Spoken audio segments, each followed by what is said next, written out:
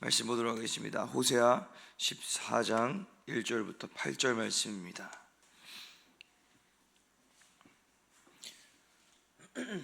호세아 14장 1절부터 8절 말씀 같이 보도록 하겠습니다.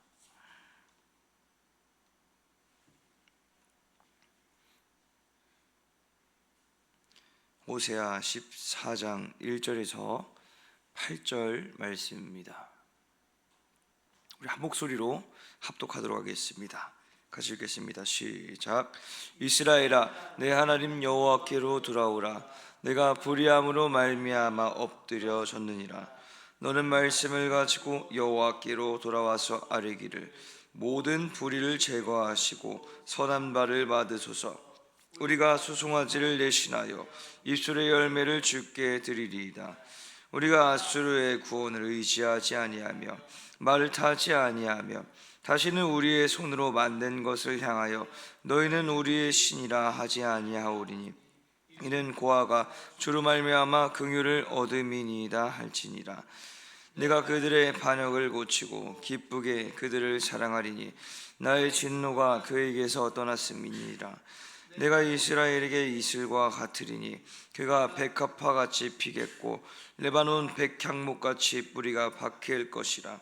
그의 가지는 퍼시며 그의 아름다움은 감람나무 같고 그의 향기는 레바논 백향목 같으리니 그 그늘 아래에 거주하는 자가 돌아올지라. 그들은 곡식같이 풍성할 것이며 포도나무같이 꽃이 필 것이며 그 향기는 레바논의 포도주같이 되리라. 에브라임의 말이 내가 다시 우상과 무슨 상관이 있으리요 할지라. 내가 그를 돌아보아 대답하기를 나는 푸른 잣나무 같으니 내가 나로 말미암아 열매를 얻으리라 하리라. 아멘. 자, 오늘은 호세아 14장 1절에서 8절 말씀으로 자백하는 마음을 허락해 주소서라는 제목으로 함께 말씀 나누도록 하겠습니다. 자, 오늘 말씀은 1절에서 3절 그리고 4절에서 8절 말씀으로 나누어서 볼 수가 있습니다. 이 호세아서를 쭉 보면 북이스라엘을 향해 하나님의 진노와 심판을 전하던 호세아의 모습을 우리는 볼 수가 있죠. 그러나 결코 호세아는 북이스라엘에게 그들의 죄로 인해서 심판을 받고 망하길 원해서 하나님의 진노와 심판만을 전한 것이 아님을 알 수가 있습니다. 1절에서 3절 말씀을 보면 호세아가 간곡하게 말하기를 이스라엘이 자신들의 죄를 뉘우치고 하나님께 돌아오기를 바라고 있는 모습을 볼 수가 있죠. 그에 따른 구체적인 방법을 2절과 3절에서 말하고 있습니다. 4절 말씀에서는 하나님께서 북이스라엘을 향해서 더 이상 진노하지 않으시겠다라는 것을 볼 수가 있습니다. 그동안 하나님 앞에서 하나님의 약속을 어기고 하나님 앞에서 반역을 일삼았던 이 북이스라엘을 하나님께서는 다시금 기쁘게 받아들이시며 이들을 향해서 새로운 약속을 허락하시는 것이 5절에서 8절까지 기록되어 있음을 볼 수가 있습니다. 여러분, 하나님 곁을 떠나서 하나님의 뜻에 따라 살아가는 자들이 아니라 하나님의 뜻을 거역하며 살아가는 자들을 하나님께서 심판하십니다. 그러나 자신의 잘못을 뉘우치고 하나님께 돌아오는 자들에게 하나님은 회복의 길을 열어주십니다. 반역한 자들을 향해서 하나님의 진노가 종결이 되고 도무지 거치지 않을 것 같았던 그 먹구름 사이에서 한 줄기의 햇살이 들어오는 것처럼 하나님께서는 소망과 희망을 허락하십니다. 그러나 여러분, 잘 생각해 보십시오. 일평생을 하나님 앞에서 반역하며 살아왔던 자들이 하나님께로 돌아오는 것이 쉬울까요? 그렇지 않을 것입니다. 하나님을 생각하지 않고 하나님의 뜻을 구하지 않고 살아온 그 삶이 이미 그들의 삶 가운데 몸에 배었기 때문입니다. 이스라엘 보면은 솔로몬 이후 이스라엘은 북이스라엘과 남유다로 나뉘어지는 것을 볼 수가 있습니다. 북이스라엘을 보면 하나님을 경외하며 하나님의 뜻에 따라 살았던 왕이 얼마나 있었습니까? 북이스라엘에 속한 모든 왕들은 하나님 보시기에 악을 행한 자들이라고 기록이 되어 있습니다. 무려 19명의 왕이 통치하는 대략 200년의 기간 동안 말이죠. 이 이스라엘 민족, 이스라엘이 여러분 무슨 뜻입니까? 하나님께서 다스리신다, 하나님께서 통치하신다라는 그 이름을, 뜻을 가지고 있죠. 그 민족이 그들을 지칭하는 이름부터가 그렇게 말하고 있어도 전혀 하나님을 경외하지 못하고 있었다는 것입니다. 여러분, 여기서 우리가 알아야 할 것은 무엇입니까? 자백하고 회개하게 하는 마음, 죄를 알게 하는 마음은 하나님께서 주시는 것이라는 것이죠. 사람의 힘으로는 절대 회개를 이룰 수가 없습니다. 오직 하나님을 경외하는 자에게 하나님께서는 지혜를 허락하시고 그에 따른 영적인 분별력을 허락하시는 것입니다. 여러분, 잠언 1장 7절 말씀에 이렇게 기록이 되어 있죠. 여호와를 경외하는 것이 지식의 근본이거늘 미련한 자는 지혜와 훈계를 멸시하느니라. 지혜로운 자는 여호와 하나님을 경외하는 자들입니다. 미련한 자는 하나님을 경외하지 않는 자들이죠. 여기서 미련한 자는 지혜와 훈계를 멸시한다라고 기록이 되어 있습니다.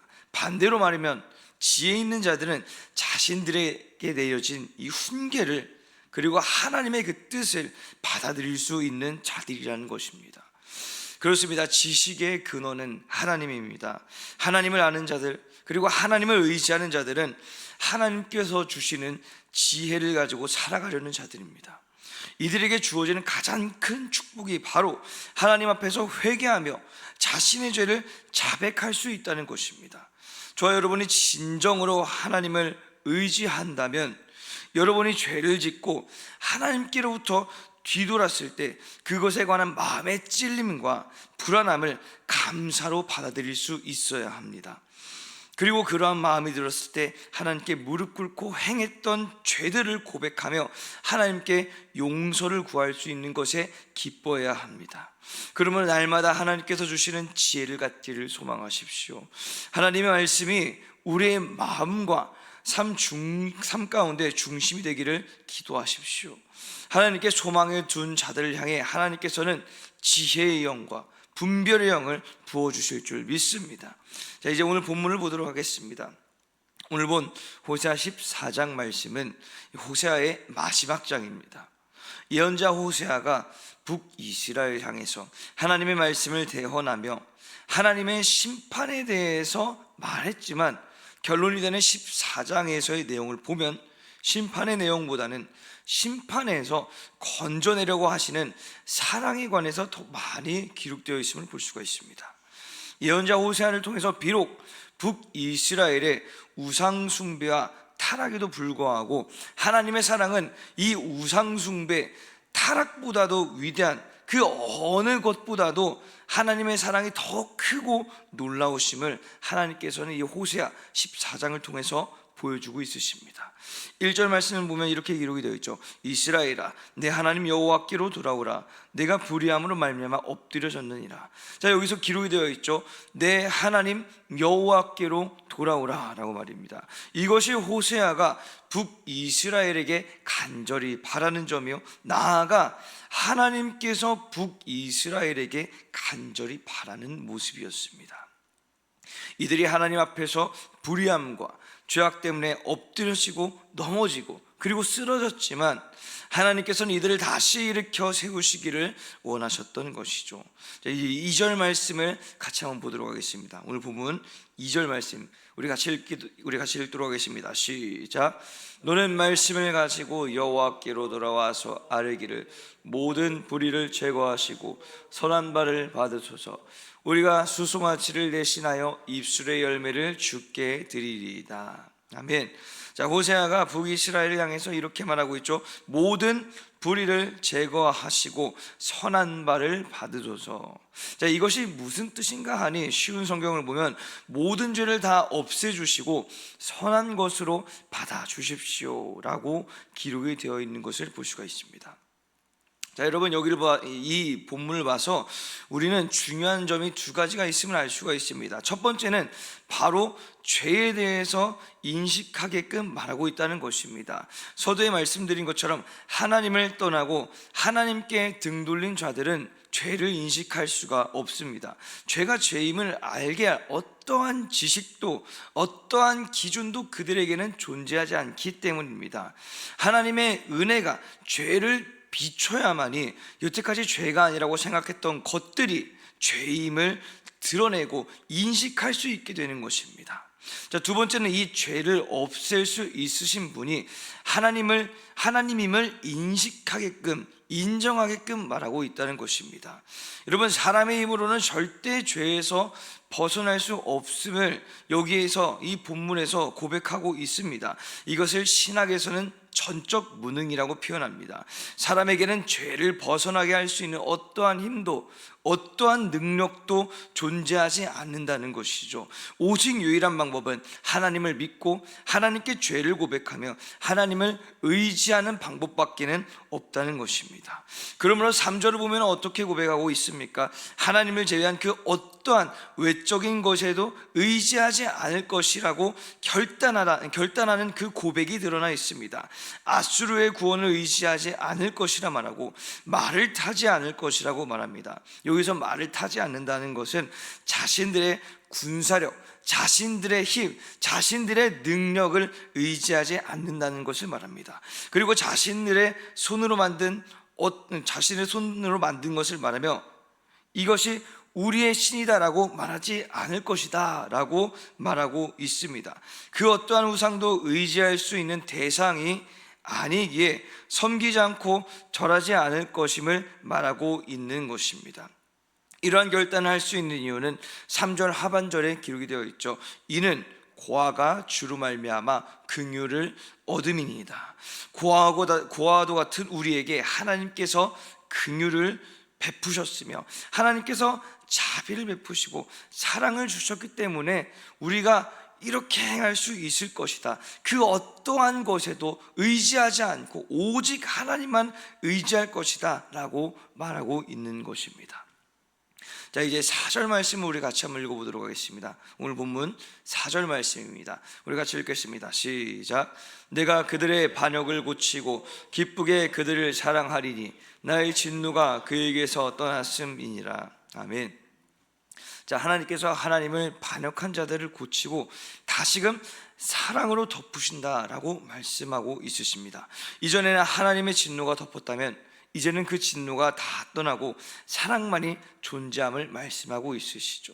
여기서 문맥상 4절 이하의 말씀에서 하나님께 잘못을 구하고 용서해달라고 엎드리며 하나님만을 의지하겠다고 말한 뒤에 4절 말씀이 이어져서 마치 하나님께 잘못했다고 빌면 하나님께서 용서하시고 사랑하신다고 이해할 수가 있습니다. 물론 하나님은 사랑의 하나님이셔서 우리의 진심 어린 회개와 용서를 구하는 것을 하나님께서는 귀 기울여 들으십니다.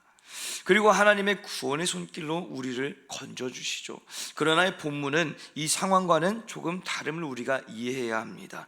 지금 북이스라엘은 하나님을 향해 자신의 잘못을 구하지 않았습니다.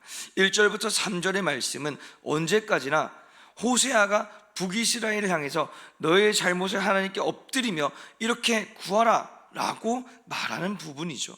그러므로 4절에서 말씀하시는 하나님의 이 말씀, 내가 그들의 반역을 고치고 기쁘게 그들을 사랑하겠다, 나의 진노가 그에게서 떠나가겠다라고 하시는 이 말씀은 북이스라엘 회개와 전혀 무관한 것임을 알 수가 있습니다. 하나님은 하나님의 뜻대로 그들의 반역을 고치고 하나님의 뜻대로 그들을 기쁨으로 받아들이시며 하나님의 뜻대로 다시금 그들을 사랑하십니다. 그리고 하나님의 진노가 끝이 났음을 말씀하고 있으시죠. 이어지는 5절부터 7절까지의 말씀에서 하나님의 사랑에 의해서 회복될 이 이스라엘의 모습을 식물의 생장의 비유를 통해서 더욱더 구체적으로 설명하고 있음을 볼 수가 있습니다. 여러분, 이것을 통해서 우리가 무엇을 알 수 있습니까? 우리를 용서하시고 우리를 회복시키시고 우리를 치유하시는 것은 우리가 얼마나 하나님 앞에 잘못했다고 하며 용서해달라고 애쓰는 그 우리의 노력에 달려있는 것이 아님을 알아야 합니다. 모든 것은 하나님의 전적인 주권 아래 달려있습니다. 우리의 뜻과 우리의 의지와 상관없이 하나님께서 하시고자 하신다면 이루어짐을 이 4절을 통해서 드러내고 있는 것이죠. 여러분, 주의해야 될 것은 제가 드리는 이 말씀이 여러분이 지금 이 자리에 나와서 하나님께 예배드리고 하나님께 기도하며 여러분의 죄를 하나님 앞에 고백하는 것이 무의미하다고 말씀을 드린 것이 아님을 아셔야 합니다. 시편 145편 18절 말씀을 보면은 이렇게 기록이 되어 있습니다. 여호와께서는 자기에게 간구하는 모든 자, 곧 진실하게 간구하는 모든 자에게 가까이 하시는도다. 하나님을 참된 주님으로 고백하며 진실하게 찬양하고 기도하는 자에게 하나님께서는 은혜를 베푸신다고 말하고 있습니다. 그러므로 마음과 정성을 다해서 우리는 하나님께 기도하며 하나님을 찬양하며 나아가야 되는 것이죠. 여기서 말씀드리는 것은 우리의 노력을 통해서 하나님의 은혜를 얻을 수 없다는 것을 말씀드리는 것입니다. 마치 이런 것과 같죠. 수행을 통해서 도를 깨닫는 것과 같은 것을 말합니다. 그러므로 신앙생활을 몇 년 했다든가 기도를 몇 시간 한다든가 하는 이런 사람의 노력에 드러나는 이 결과물을 통하여서 우리가 하나님의 은혜를 얻었다라는 것을 우리는 말할 수 없다는 것입니다. 우리는 하나님 앞에서 철저하게 낮아지고 철저하게 겸손해야 하는 것이죠. 예배 자리에 나오고 말씀을 들으며 기도하는 것이 우리의 의를 드러내는 이 어리석은 결과로 이어지지 말아야 합니다. 오직 하나님만을 경외하며 주님, 저는 아무것도 아닙니다. 주님, 저는 아무것도 아닌 존재입니다 라고 고백하면서 주님께서 주신 그 은혜를 감사로 받아들일 수 있는 믿음이 우리에게 있어야 하는 것입니다. 정리하겠습니다. 여러분, 오늘 말씀을 통해서 자백하고 회개할 수 있는 것이 얼마나 우리에게 주어진 큰 은혜인지를 알아야 합니다.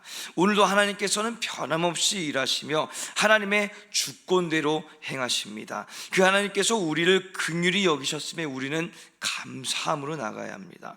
긍휼하게 여기셨기 때문에 우리는 하나님의 지혜를 알고 죄를 죄라고 고백하며 선하신 하나님을 갈망할 수 있게 된 것이죠. 그러므로 8절과 같이 고백하시는 저와 여러분 되시길 축복합니다. 우리 오늘 본문 8절 말씀을 같이 읽어보도록 하겠습니다. 우리 같이 읽겠습니다. 시작. 에브라임의 말이 내가 다시 우상과 무슨 상관이 있으리오 할지라 내가 그를 돌아보아 대답하기를 나는 푸른 잣나무 같으니 내가 나로 말미암아 열매를 얻으리라 하리라. 아멘. 여러분이 8절 말씀을 기억하십시오. 이제 나는 더 이상 우상과 관계없는 자입니다. 이제 나는 더 이상 죄와 관계없는 자입니다. 변함없이 나에게 사랑과 은혜를 주시는 하나님을 의지합니다. 하나님만이 나에게 풍성한 결실을 주실 수 있으신 분임을 내가 고백합니다. 이렇게 선포하며 나아가시는 저와 여러분 되시길 주님의 이름으로 축복합니다. 우리 같이 공동기도문 읽도록 하겠습니다. 자백하는 마음을 허락해 주소서. 우리 같이 선포하며 나아가도록 하겠습니다. 우리 같이 기도문 읽겠습니다. 시작. 사랑의 하나님, 하나님의 긍휼하심으로 우리의 죄를 알게 하시며 우리의 죄를 고백할 수 있게 하시니 감사합니다. 자백하는 마음이 하나님께서 주신 은혜임을 깨닫는 축복이 우리의 매일의 삶 가운데 임하게 하여 주시옵소서. 하나님을 떠나 우상을 따르지 않고 변함없이 우리에게 은혜 부어주시는 하나님만 의지하게 하여 주시옵소서. 예수님의 이름으로 기도드렸습니다. 아멘.